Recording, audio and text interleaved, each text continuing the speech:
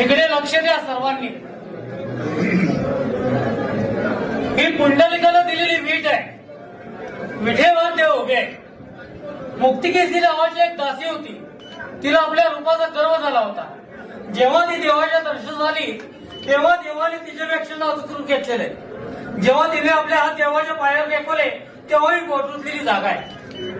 ही कृष्णावतारात गोकुळात गुरे राखायची काठी आहे.